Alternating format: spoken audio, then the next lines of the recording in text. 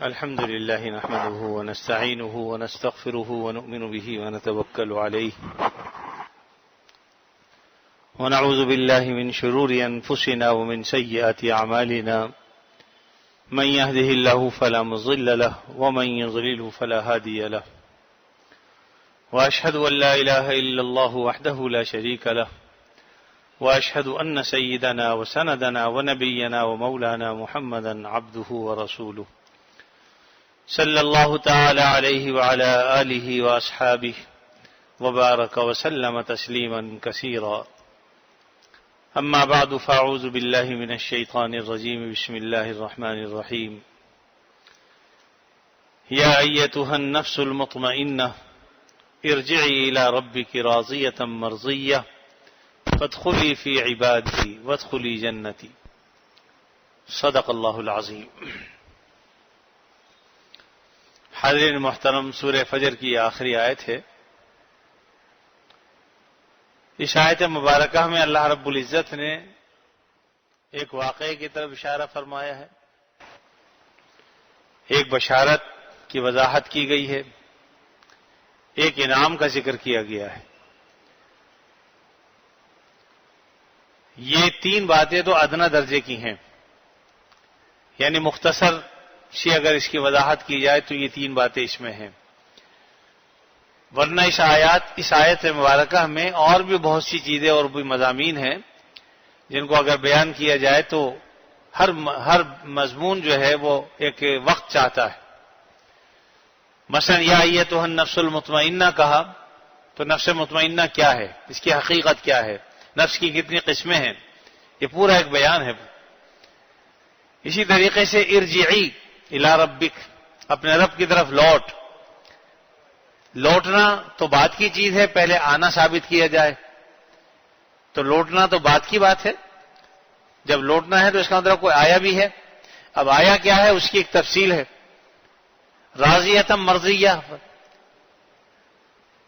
راضی ہونا کیا چیز، اس کو تو انشاءاللہ کسی نہ کسی درجے میں بیان کیا جائے گا بھی۔ اور اسی طریقے سے جنت کی کیفیت کیا ہے، دخول جنت کی کیفیت کیا ہے، تو اس میں بہت سے مضامین کو بیان کیا گیا ہے، لیکن اس وقت میں صرف تین باتیں عرض کروں گا۔ ایک تو یہ کہ اس واقعے کا ذکر ہے جو اس آیت میں اشارتاً ہے، اس واقعے کو انشاءاللہ ذکر کیا جائے گا، اور جو بشارت اللہ تعالیٰ نے اس میں عطا فرمائی ہے اس کو ذکر کیا جائے گا، اور جس انعام کا ذکر ہے اس انعام کو۔ آیت مبارکہ کا مختصر سا خلاصہ یہ ہے کہ یا ایتھا النفس المطمئنہ، یہ اللہ رب العزت کی طرف سے خطاب ہے۔ جس طرح اللہ تعالیٰ اہل ایمان کو اور دنیا والوں کو خطاب فرماتے ہیں، کہیں تمام لوگوں کو خطاب کر کے کہتے ہیں یا ایھا الناس اتقوا ربکم، اپنے رب سے ڈرو، اور کہیں فرماتے ہیں یا ایھا الذین آمنوا، اے ایمان والو، اور کہیں فرماتے ہیں یا ایھا الذین کفروا لا تعتذروا اليوم، کہیں کافروں کو خطاب۔ تو دنیا میں اللہ تعالیٰ نے قرآن مجید میں تمام لوگوں کو بھی خطاب فرمایا، جس میں مسلمان کافر سب شامل، اور کہیں صرف اہل ایمان کو خطاب فرمایا ہے اور احکام نازل فرمائے ہیں۔ کہیں فرمایا اقیموا الصلاۃ، نماز قائم کرو، کہیں فرمایا آتوا الزکاۃ، زکوٰۃ دو، کہیں فرمایا علیکم بالحج، تم پر حج لازم ہے، کہیں علیکم بالصیام، تم پر روزہ رکھنا لازم ہے، مال کی زکوٰۃ دینا ضروری ہے۔ تو یہ احکام نازل فرمائے ہیں اہل ایمان کو خطاب فرما کر۔ تو جس طریقے سے یہ خطابات ہیں، اسی طریقے سے ایک خطاب وہ ہوگا جب ہم اس دنیا سے رخصت ہو رہے ہوتے، اور خاص طور پر یہ خطاب خاص ہے ایمان والوں کے ساتھ، اس میں کافر شامل نہیں، کیونکہ نفس مطمئنہ صرف اہل ایمان کا ہوتا ہے، کافروں کا نہیں ہوتا۔ اور یہاں خطاب نفس مطمئن سے ہے، وہ نفس مطمئن جس نے اللہ تعالیٰ کو راضی کیا، اس کے احکامات پر عمل کیا، اپنے باپ کی میراث لینے کے لیے اب واپس جا رہا ہے۔ بات یہ ہے کہ یہ جنت ہمارے باپ کی میراث، حضرت آدم علیہ السلام جو ہمارے باپ ہیں، باپ تو سب کے ہیں، کافر ہیں تو ان کے بھی باپ ہیں، اور مومن ہیں تو ان کے بھی باپ ہیں، لیکن بعض اولادیں وہ ہوتی ہیں جو کام اچھا کر کے باپ کو خوش کر دیتی ہیں، تو باپ کہتا ہے کہ اپنا دل بھی نکال کے اس کو دے دوں میں، اور بعض اولادیں وہ ہوتی ہیں جن کو دنیا میں لوگ آنکھ کر دیتے ہیں کہ بھئی اس کی حرکات اچھی نہیں ہیں، ناپسندیدہ حرکات میں ہی مبتلا ہے، لہذا اس کے قول و فعل کے ہم ذمہ دار نہیں ہیں، ہم اس کو اپنی جائیداد سے بھی آنکھ کرتے ہیں اور تمام چیزوں سے بھی اس کے لین دین کے ہم ذمہ دار نہیں. ایسی بھی اولاد ہوتی ہے. تو اسی طریقے سے جو کافر ہیں ان کو خطاب نہیں ہے, یہاں خطاب صرف اہل ایمان سے ہے. تو اس سے یہ پتہ چل گیا کہ نفس مطمئنہ اہل ایمان کا ہوتا ہے. تو اللہ تعالیٰ یہ خطاب فرماتے ہیں یا ایتھا النفس المطمئنہ. جس واقعے کا ذکر کیا جا رہا ہے وہ واقعہ یہی ہے کہ جب انسان اس دنیا سے جانے کا اس کا وقت آ جاتا ہے انسان کے, یعنی مومن آدمی کے, تو اللہ تعالیٰ خطاب فرماتے ہیں خود بھی, اور بعض اوقات بعض روایات سے پتہ چلتا ہے کہ جو فرشتے آتے ہیں وہ بھی اس کو ترغیب دیتے ہیں آنے کے بعد. چنانچہ بعض روایات سے پتہ چلتا ہے کہ ملک الموت اس کے اعوان و انصار ہوتے ہیں. بعض وہ ہوتے ہیں جو داہنی جانب ہوتے ہیں جس کو اصحاب الیمین کہا جاتا ہے, اور بعض اعوان و انصار وہ ہوتے ہیں جو بائیں جانب ہوتے ہیں جن کو اصحاب الشمال کہا جاتا ہے. اصحاب الیمین اہل ایمان کی روح قبض کرتے ہیں. حدیث میں آتا ہے ان کے چہرے بیض الوجوہ, انڈے کی طرح چمکتے ہوئے ہوتے ہیں, روشن چہرے, منور چہرے ہوتے ہیں. اور اللہ رب العزت ایمان والے بندوں کے لیے خاص طور پر ان کو جب بھیجتے ہیں تو بعض اوقات اپنے بعض بندوں پر اس حقیقت کو واضح بھی فرما دیتے ہیں. دور سے وہ چمکتے ہوئے نظر آتے ہیں, جس طریقے سے آپ جب جہاز میں اڑ رہے ہوں اور نیچے آپ کو کوئی شہر نظر آتا ہے تو جگمگ جگمگ کرتا ہوا نظر آتا ہے. اسی طریقے سے اوپر سے جب وہ آتے ہیں تو نیچے جو جس کی روح قبض کرنے کے لیے آ رہے ہوتے ہیں ان کو ان کے چہرے ایسے نظر آتے ہیں جس طریقے سے کہ منور بلب ہوں, روشن بلب ہوں جو جل رہے ہوں, تو وہ حیران ہو جاتا ہے. اس وقت یہ عالم حیرت میں ہوتا ہے, یعنی وقت آخر ہوتا ہے جانے کا, لیکن اس روشنی سے اس کو حیرت ہوتی کہ کیا چیز. اچانک اس لیے نہیں آتے کہ اس کو کہیں پریشانی نہ ہو جائے, ڈر نہ جائے, خوف زدہ نہ ہو جائے, اس لیے پہلے سے اللہ رب العزت دور سے اسے دکھاتے ہیں تو ایسا نظر آتا ہے کہ جیسے بہت سی روشنیاں ہیں جو جج بج ہو رہی ہیں, جگمگ جگمگ کر رہی ہیں, اور وہ ان کے قریب ہوتی چلی جاتی ہیں. یہاں تک کہ جب قریب آ جاتی ہیں تو پھر اس کے بعد وہ مشخص ہو جاتے ہیں, ان کا چہرہ بھی واضح ہو جاتا ہے, روشن چہرہ ہوتا ہے اور وہی چہرہ چمک رہا ہوتا ہے دور سے. وہ آ کے اس کے پاس بیٹھ جاتے ہیں. بات یہ ہے میرے عزیزو, چاہے کوئی جتنا بھی ایمان والا ہو اور نیک ہو, دنیا سے جانا اور موت سب کو ناپسندیدہ ہے, الا ماشاء اللہ. اللہ کے بعض بندے ایسے بھی ہیں جنہیں موت انتہائی پسندیدہ ہے. حضرت قاری طیب صاحب رحمۃ اللہ علیہ فرماتے ہیں کہ میں ایک بزرگ کے پاس بیٹھا ہوا تھا اور 2-3 افراد اور بھی تھے, لیکن سب خاص لوگ تھے. تو اس بزرگ نے ہم سے ایک بات کہنی چاہیے, اس کے لیے انہوں نے پہلے دائیں دیکھا, بائیں دیکھا, سامنے دیکھا, یعنی دیکھا کہ کوئی ایسا شخص تو نہیں ہے جس کے سامنے یہ بات کہنے کی نہیں. جب دیکھ لیا تو وہ راز کی بات عام طور پر جب کہی جاتی ہے تو اچھی طرح پہلے آدمی دیکھ لیتا ہے کہ بھئی کوئی غیر آدمی تو نہیں. اس طرح سے انہوں نے بھی دیکھا اور اس کے بعد فرمایا کہ الحمدللہ میں اللہ سے اتنا راضی ہوں کہ میں تیار ہوں, اگر موت ابھی آ جائے تو میں تیار ہوں جانے کے لیے, اتنا تیار.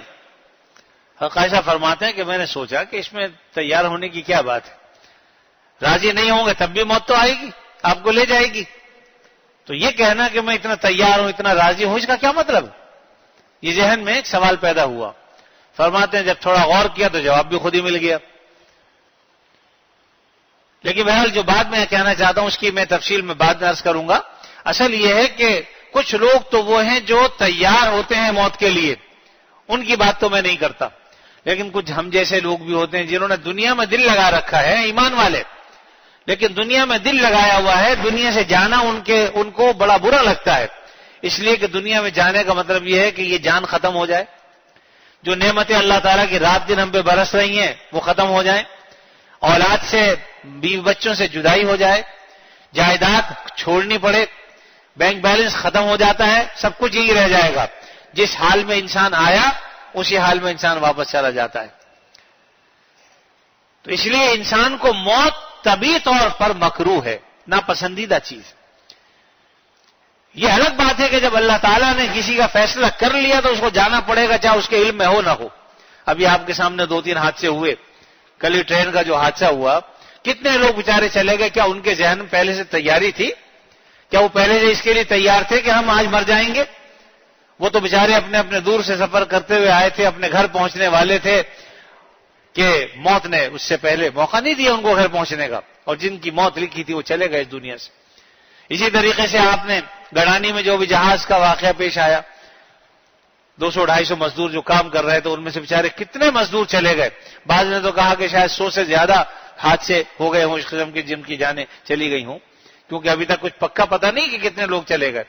لیکن جو لوگ محنت مزدوری کے لیے آئے تھے، اس لیے آئے تھے کہ کچھ کما کے اپنی اولاد کو، اپنے بچوں کو بھیجیں گے، ان کے لیے کچھ ذرائع پیدا ہوں گے، لیکن موت جب آ گئی اب وہ تیار ہیں یا نہیں ہیں، جانا تو پڑتا ہے۔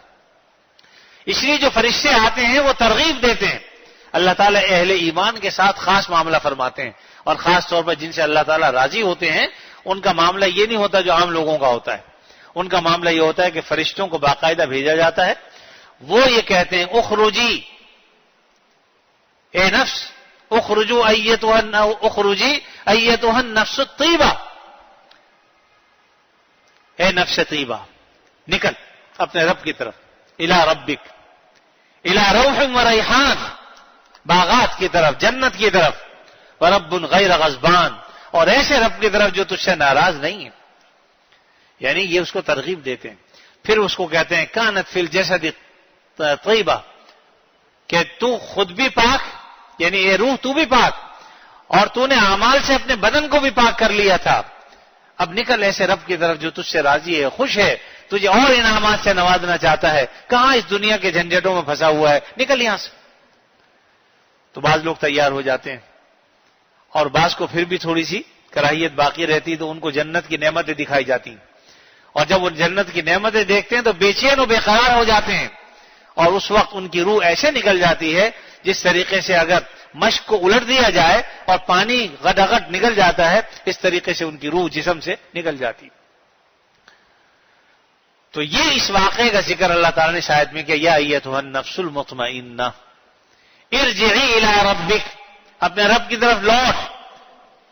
اس کا مطلب یہ بھی ہوا کیونکہ اللہ تعالیٰ ہمارے رب بھی ہیں،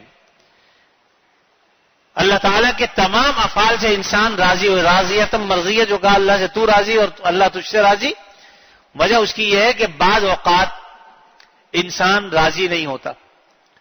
ویسے تو آپ اگر یہ کہیں، جیسے کہ اس بزرگ نے کہا کہ میں اپنے رب سے راضی ہوں، تو ان کے ذہن میں آیا کہ میں راضی کون نہیں ہوتا۔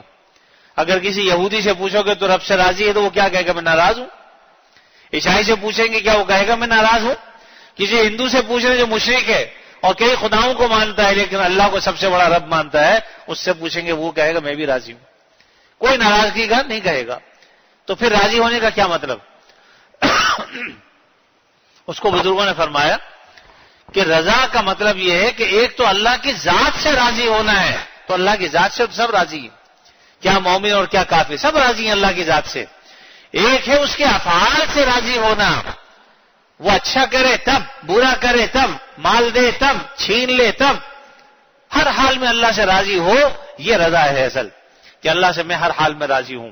اور اللہ کے بندے ہیں، اللہ نے بعض طبیعت ایسی بنائی ہیں۔ ابھی مکہ مکرمہ میں میرے ایک شخص سے ملاقات ہوئی، علی گڑھ کے رہنے والے تھے اور بن لادن کمپنی میں کام کرتے تھے، تو وہاں پر آپ کو پتا ہے کہ آج کل جو معاملات چلے، بہت سے لوگوں کو نکال دیا گیا بیچاروں کو، تو وہ بھی انڈیا سے آئے، مجھے کہنے لگے کہ اب تو انہوں نے قانون بنا دیا جو چھٹی پہ جائے گا واپس نہیں آئے گا، بس وہیں رہے، آنے کی ضرورت نہیں۔ لیکن چونکہ یہ اہم آدمی تھے اس لیے ان کو انہوں نے نہ صرف کہ واپس رکھا، اور میں نے ان سے پوچھا، میں نے کہا بھائی بہت پریشانی ہو رہی ہوگی آپ کو، 1 سال سے تنخواہ نہیں ملی، تو ماشاءاللہ اچھی سوچ کے حامل تھے، کہنے لگے نہیں الحمدللہ اللہ کا احسان ہے، ہمیں اللہ تعالیٰ نے 39 سال تک نعمتوں سے نوازا۔ میں 40 سال کہہ رہے مجھے یہاں ہو گئے، 39 سال ہم نے کام کیا ہے اور خوب کمایا، اپنے بچوں کو بھی کھلایا پلایا پڑھایا لکھایا، وہاں مکان بھی بنا لیے اور وہ بھی برسر روزگار ہے، کوئی تکلیف کوئی پریشانی نہیں ہے۔ اور بالفرض اگر تھوڑی بہت آ بھی جاتی ہے، جب تک اللہ تعالیٰ چلا رہے ہیں چلیں گے، جب اللہ چاہیں گے واپس چلے جائیں گے۔ یعنی یہ انہوں نے فوری طور پر جواب دیا، جس سے واقعتاً خوشی ہوئی کہ یہ ہے رضا بالقضاء، اللہ تعالیٰ کی رضا پر راضی رہنا، اس کی قضا پر راضی رہنا، اس کے تقدیر کے فیصلوں پر جو ہے وہ آمنا و صدقنا کہنا، یہ ہے اصل چیز۔ اس کو کہتے ہیں کہ اللہ کی رضا پر راضی رہے، ورنہ راضی تو سبھی ہوتے ہیں، لیکن بالکل اسی طریقے سے، کیونکہ اللہ تعالیٰ رب بھی ہیں، اور جب کوئی رب کا مطلب ہے تربیت کرنے والا، جب تربیت کی جاتی ہے تو تربیت میں جس طریقے سے دودھ پلایا جاتا ہے کبھی کبھی تھپڑ بھی لگایا جاتا ہے، تربیت کا تقاضا ہے۔ ایک بچے کو آپ صبح ناشتہ کرا رہے ہیں، بعض اوقات ناشتہ نہیں کر رہا تب بھی پٹائی کرتے، کرتا کیوں نہیں، کھاتا کیوں نہیں، پیتا کیوں نہیں، بھائی یہ کچھ کھاتا نہیں، بغیر کھائے جا رہا روزانہ، کمزور ہو جائے گا۔ تو یہاں بھی شفقت کا معاملہ ہے، یہ جو مارنا ہے، ڈانٹ ڈپٹ ہے، یہ ناراضگی نہیں ہے بلکہ یہ محبت کا تقاضا ہے۔ اسی طریقے سے رب العالمین ہیں، رب ہیں، وہ جب تربیت فرما رہے ہیں تو کبھی کبھی اللہ تعالیٰ تھپڑ بھی لگاتے ہیں۔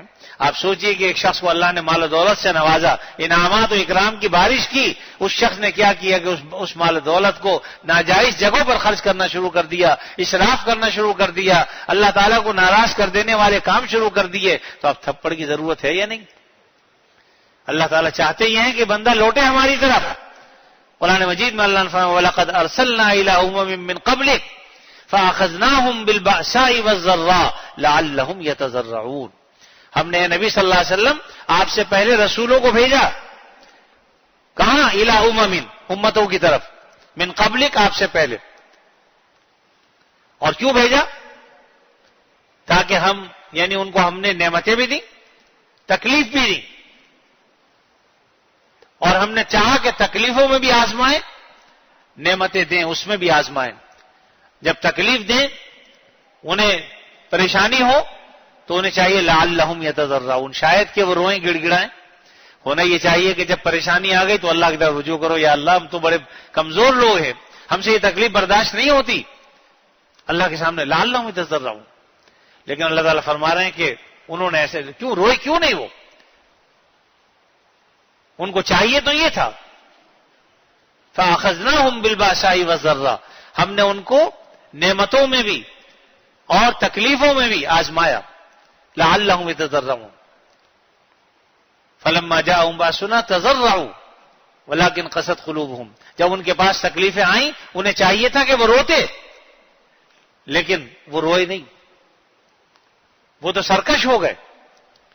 تو اللہ نے کیا کیا؟ فلما نسوا، جب وہ بھول گئے جو ان کو نصیحت کی گئی تھی، تو اللہ فرما رہے ہیں ہم نے ان پر نعمتوں کے دروازے کھول دیے کہ لو بھائی اب ہم نے تمہیں خوب آسائش دے دی۔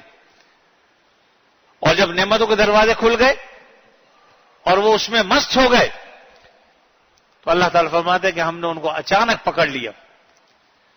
فَقُطِعَ دَابِرُ الْقَوْمِ الَّذِينَ ظَلَمُوا وَالْحَمْدُ لِلَّهِ رَبِّ الْعَالَمِينَ۔ تو ظالم قوموں کے ہم نے جڑ ہی کاٹ ڈالی، اور تمام تعریف اللہ رب العالمین کے لیے۔ تو بہرحال میرا مقصد یہ کہ جو تکلیفیں پہنچ رہی ہیں یا پریشانیاں پہنچتی ہیں، یہ بھی اللہ تعالیٰ کی شفقت کا معاملہ ہے۔ یہ تکلیفیں آتی ہیں اس لیے ہیں کہ تاکہ ہم اللہ تعالیٰ کی طرف رجوع کریں کہ یا اللہ ان تکلیفوں کو ہم سہ نہیں سکتے، برداشت نہیں کر سکتے، آپ اپنے فضل و کرم سے ہمیں ان تکلیفوں کو دور فرما دیجیے۔ تو یہ اللہ تعالیٰ قرآن مجید میں اس کو بیان فرما دیا۔ تو بہرحال انسان موت سے گھبراتا ہے، تو یہ جو فرشتے آتے ہیں اصل میں آ کر ان کو ترغیب دیتے ہیں کہ تم یہاں سے نکلو، اور ساتھ میں یہ بھی کہتے ہیں الی ربک راضیۃ مرضیہ، یہ ہے خوشخبری، اس حال میں نکلو کہ اللہ تم سے راضی اور تم اس سے راضی۔ دیکھیے موت مکروہ چیز ہے، لیکن ساتھ میں جو نیک لوگ ہیں ان کے لیے ایمان کی علامت بھی ہے۔ اللہ تعالیٰ نے قرآن مجید میں فرمایا قل یا ایھا الذین ھادوا ان زعمتم انکم اولیاء للہ من دون الناس فتمنوا الموت، ان یہودیوں سے کہہ دیجئے نبی صلی اللہ علیہ وسلم ان زعمتم، اگر تم یہ گمان کرتے ہو کہ تم اللہ کے دوست ہو، من دون الناس، لوگوں کے علاوہ، یعنی لوگ دوست نہیں ہیں، تم دوست ہو خاص طور پہ، فتمنوا الموت، تو موت کی تمنا کرو، ان کنتم صادقین، اگر تم سچے ہو۔ اس سے پتہ چلا کہ موت کی تمنا کرنا یہ سچوں کی علامتوں میں سے۔ لیکن بعض حدیثوں میں یہ آتا ہے کہ لا یتمنین احدکم الموت، تم میں سے کوئی آدمی موت کی تمنا نہ کرے، تو بظاہر دونوں میں ٹکراؤ ہے۔ قرآن مجید کی آیت کا تقاضا یہ ہے کہ یہ اولیاء کرام کی علامت ہے موت کی تمنا کرنا، اور حدیث یہ کہہ رہی کہ لا یتمنین احدکم الموت، تم میں سے کوئی موت کی تمنا نہ کرے۔ لیکن دوسری جگہ اللہ تعالیٰ نے اس کو واضح فرما دیا کہ موت کی تمنا نہ کرے بضر نزل به، ایسی تکلیف کی وجہ سے جو آسمان سے اس پر نازل ہوئی. بعض لوگوں کو بیماری آ گئی, اب بیماری میں کہہ رہے ہیں کہ اللہ تعالیٰ کرے موت ہی آ جائے. اس کی ممانعت ہے, ایسا مت کرو. ہاں اللہ تعالیٰ سے ملاقات کا شوق ہے, محبت ہے اللہ سے, اور اس وقت آدمی ملاقات کے شوق میں کہتا ہے کہ یا اللہ اپنے پاس بلا لیجئے, اپنا دیدار کرا دیجئے, اس سے منع نہیں فرمایا. یہ ہے فرق دونوں میں. تکلیفوں سے گھبرا کر, پریشانیوں سے گھبرا کر موت کی تمنا مت کیجئے. دیکھیے جب تک اللہ تعالیٰ نے زندگی دی ہے بہت بڑی نعمت ہے, ایک دفعہ جب چلی گئی تو پھر واپس کبھی نہیں آئے گی. اسی لیے فرمایا کہ وہ مومن جن کی عمریں لمبی ہوتی ہیں اور ایمان کے ساتھ ہوتے ہیں وہ, تو یقیناً ان کے لیے بہت بڑی نعمت ہے یہ زندگی. لیکن زندگی اگر لمبی ہو, ایمان کے ساتھ نہ ہو, تو یہی جہنم میں جانے کا ذریعہ بن جاتی. لیکن پھر بھی جب تک زندگی ہے یہ امکان تو ہے کہ ہو سکتا ہے ایمان لے آئے, مرنے سے پہلے پہلے مومن ہو جائے, تو اس کا یہ لمبی عمر کا ہونا اس کے کام آ جائے گا. اور اگر مومن ہے پہلے سے ہی تو لمبی عمر میں اس کے جتنے اعمال اچھے ہوتے جائیں گے, اللہ تعالیٰ اس کی جو ہے وہ اجر و ثواب میں بھی اضافے فرماتے جائیں گے. اس لیے مومن کے لیے لمبی عمر کا ہونا یہ نعمت. کافر کے لیے البتہ لمبی عمر کا ہونا ایک درجے میں تو امکان ہے کہ ہو سکتا ہے مرنے سے پہلے ایمان لے لے, لیکن جتنے اس کے اعمال خراب ہوتے جائیں گے اس کی آخرت بھی خراب ہوتی جائے گی. تو اس لیے بہرحال یہاں پر یہ فرمایا کہ اللہ تعالیٰ کی طرف رغبت دلاتے ہیں, ارجعی الی ربک راضیۃ مرضیہ, اللہ تعالیٰ کی طرف لوٹ اس حال میں کہ اللہ تجھ سے راضی اور تو اللہ سے راضی. اس سے دیکھیے پتہ چل گیا, میں نے کہا تھا یہ آیت خاص ہے اہل ایمان کے لیے. وجہ اس کی یہ ہے اہل ایمان کی روحیں یہاں سے اوپر جاتی اعلیٰ علیین کی طرف. ان کا جو مستقر ہے, ٹھکانہ ہے, وہ علیین ہے. سورہ مطففین میں اگر آپ پڑھیں تو علیین اور سجین دونوں کا ذکر کیا گیا اللہ نے. اور جو کافر ہیں ان کے لیے اللہ تعالیٰ نے تحت الثری میں جگہ رکھی ہے, ان کی روحوں کا مستقر وہ ہے. یہی وجہ ہے کہ اہل ایمان کی روحیں جب جاتی ہیں ان کے لیے آسمان کے دروازے کھول دیے جاتے ہیں, دوسرے آسمان کے دروازے کھول دیے, یہاں تک کہ جو اس کا مستقر ہے اعلیٰ علیین میں وہاں پر ان کو رکھا جاتا ہے, اہل ایمان کی روحوں کو. اور جو کافر ہیں ان کی روحیں اس آسمان سے اوپر جاتی ہی نہیں. اور اسی لیے بعض مفسرین نے فرمایا کہ آسمان سے نیچے جو کچھ بھی ہے سب جہنم ہے. ہم اس جہنم میں رہ رہے ہیں, یہ دنیا جہنم ہے, یہ دنیا مستقبل کی جہنم ہے. آج بھی جہنم ہی ہے یہ, اگر کوئی اس میں دل لگاتا ہے تو اس کے لیے جہنم ہے. تو کافر تو جہنم ہی میں رہے گا, وہ یہاں سے نکلے گا ہی نہیں. اہل ایمان کوشش کر رہے ہیں کہ وہ جہنم سے نکل کے اعلیٰ علیین میں پہنچ جائیں. وجہ اس کی یہ ہے کہ حدیث شریف میں فرمایا کہ جب کسی کافر کی روح قبض کر کے فرشتے لے جاتے ہیں, وہ جو اصحاب الشمال ہیں ڈراؤنے چہرے والے, اور گندے کپڑے میں لپیٹ کے جب لے کے جاتے ہیں, آسمان کے فرشتے پوچھتے ہیں کون ہے, بتایا جاتا ہے کہ میں فلاں فرشتہ ہوں, فلاں شخص کی روح قبض کر کے لایا ہوں. تو وہیں جواب دے دیا جاتا ہے کہ اسے پھینک دو, یہ اوپر نہیں جائے گا. جو سیکورٹی کے فرشتے کھڑے ہوئے ہیں اوپر جانے نہیں دیتے, وہ یہاں کی سیکورٹی کی طرح نہیں ہے. وہاں کی سیکورٹی کے پیسے لے کے, رشوت دے کے یا کوئی سورس استعمال کر کے جانے دیں, ایسا کچھ نہیں. اس کے لیے تو اللہ نے فرمایا کہ علیہا ملائکۃ غلاظ, یعنی جو جہنم پر متعین فرشتے ان کی صفت بیان کی ہے کہ فرشتے ایسے ہیں جو بہت سخت تندخو طبیعت کے ہیں, نرم مزاج نہیں ہے وہ. اور جو اللہ تعالیٰ حکم دیتے ہیں اس حکم کو بجا لاتے ہیں. تو اسی طریقے سے ان فرشتوں کو بھی یہ حکم ہے کہ کسی کافر کی روح کو آسمان سے اوپر نہ جانے دیا جائے, تو فرشتے وہیں سے اس کو پھینک دیتے ہیں اور وہ وہاں چلی جاتی ہے جہاں اس نے جانا ہے, سجین. اسفل ثم رددناہ اسفل سافلین, اللہ فرماتے ہیں ہم اسے لوٹا دیتے ہیں اسفل السافلین کی طرف. اور جہاں تک اہل ایمان کا تعلق ہے تو ان کے لیے کہ ارجعی الی ربک, اپنے رب کی طرف لوٹ. ہمارا رب کہاں ہے؟ اور پھر صرف وہی نہیں بلکہ فرمایا فادخلی فی عبادی, میرے نیک بندوں میں داخل ہو جا, وادخلی جنتی, اور میری جنت میں داخل ہو جا. اب یہاں سے ہمیں پتہ چل گیا کہ ہمارے باپ کی جو میراث ہے جنت, اللہ تعالیٰ وہ ہمیں واپس لوٹا دیں گے بشرطے کہ ہم ایمان کی حالت میں اس دنیا سے رخصت ہوں. یاد رکھیے کہ ایمان بہت بڑی نعمت ہے, اس کی بہت قدر کرنی چاہیے.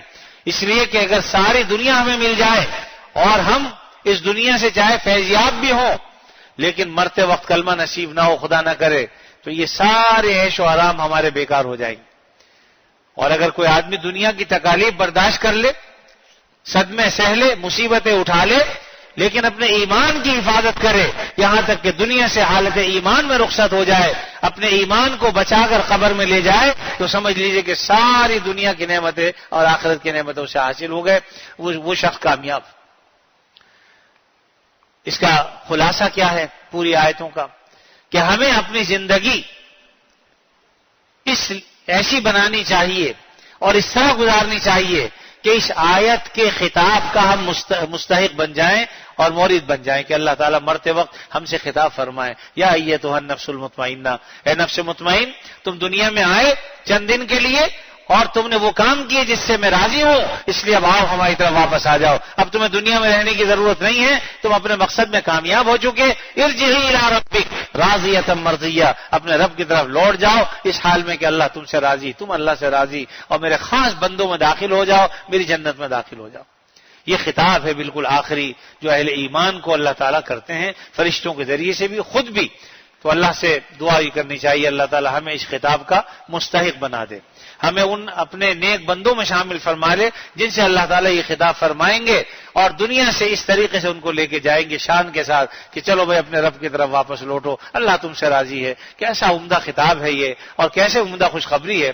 تو اس میں ایک واقعے کو بیان کر دیا گیا، اس میں خوشخبری سنا دی گئی، اور انعام کیا ہے؟ فادخلی فی عبادی وادخلی جنتی، میرے بندوں میں داخل ہو جا اور میرے جنت میں داخل ہو جا۔ اللہ تعالیٰ اپنے فضل و کرم سے مجھے بھی آپ سب کو اس انعام کا مستحق بنا دے، اور یہ دنیا جو عارضی جگہ ہے، عارضی ٹھکانہ ہے ہمارے لیے، اللہ تعالیٰ اپنے فضل و کرم سے اسے ہمارے لیے کامیابی کا زینہ بنا دے اور کامیابی کا ذریعہ بنا دے۔ وآخر دعوانا الحمدللہ۔